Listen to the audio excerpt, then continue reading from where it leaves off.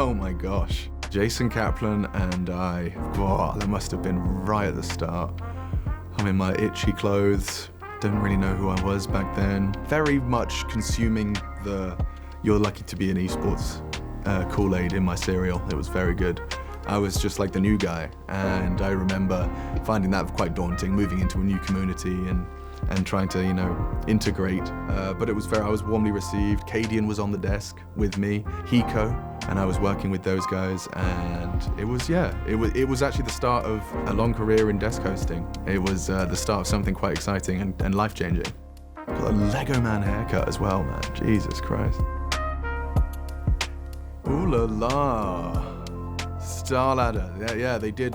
They started sending more specific fashion guidelines after this event. They weren't happy, but I look cool. You can't deny it. It's a good look, nice color palette, chunky chain, bit of a statement. You can see the difference from 2015. Yeah, that was a great event. That was where they had these like musicians as well. Like there was these I think they were pretending, but it was like kind of heavy metal intros with these guys and big flames and pyro. It was a very cool atmosphere. They got to the point where I was kind of so familiar with the role, and it became quite effortless, not trying to sound like egotistical, but it didn't take much effort for me to do a good job at that point, which actually created quite a crisis internally, because I think everyone wants to have something to strive towards or improve on, which is probably when I started getting the itch to go back to my roots as a commentator, because there's a whole lot. I'm never satisfied in commentary.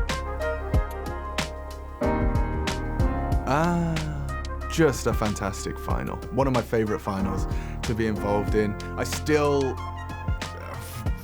wish that the word that hadn't come out of my mouth in that 1v1 where I was saying it could be overtime as Shiro kills him and it's the end of the game. I mean, I quickly pivoted.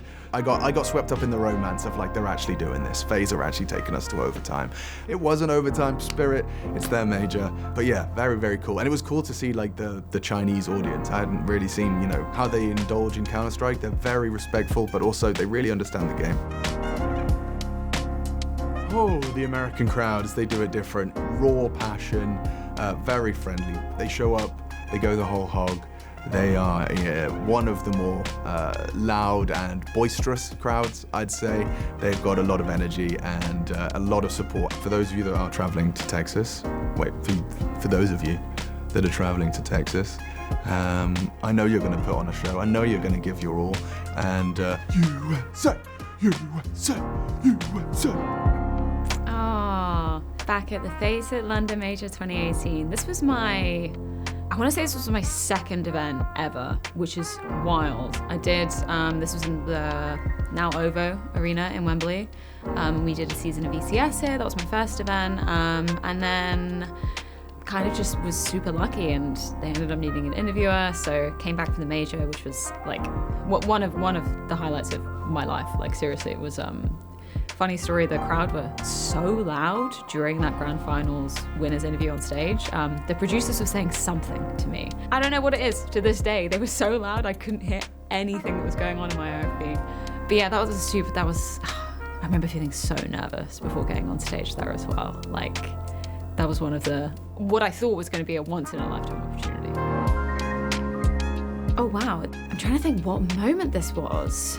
This is probably one of the stages where the lights were the brightest. So I'm quite short of sight anyway. I don't often wear my glasses. So when you get out on stage, it kind of makes it easier for the nerves because you can't really tell who anybody is in the crowd. But this was like, it was just a wall of light. So it didn't really feel like there was anybody there. But the noise, like I remember feeling like the vibrations of the crowd, absolutely insane. The kind of imposter syndrome I think you face sometimes in those situations of going, do I deserve to be here? Am I good enough to be here? And I think at this moment, this would have been my second major. And I felt like this was kind of a ground to prove that I do deserve to be here.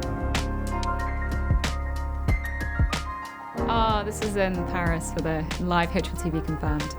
We just come off the Challengers and Legends stage, I think, and I wasn't actually meant to be here. I went out with Launders to get some lunch, have a look around Paris, and he was like, oh, you should come, like this is why I'm out. And I was like, cool, I'll come watch in the audience. And I turn up and Prof's like, you wanna get on stage? Like, you might as well. So I was like, fuck it, let's do it. And it was amazing. It was a small kind of intimate audience, but everyone was very, heavily into CS. Really nice, sporadic, spontaneous occasion that occurred. Major in Texas. It's been a minute since we've been to North America. I've been to Austin. I went last year for my birthday, and it is a wild place. So much vibrance. The atmosphere of the city is amazing, and honestly, I couldn't think of a better place for a Counter-Strike major to be returning to in North America. Majors are the pinnacle of the Counter-Strike calendar. It's what everybody is working towards to be hitting their peak, and when you've got this many players who are gunning for that trophy, you never know what's going to happen, so fingers crossed. That would be the Katowice qualifier, I think. This was back in my playing days, Vox Eminor.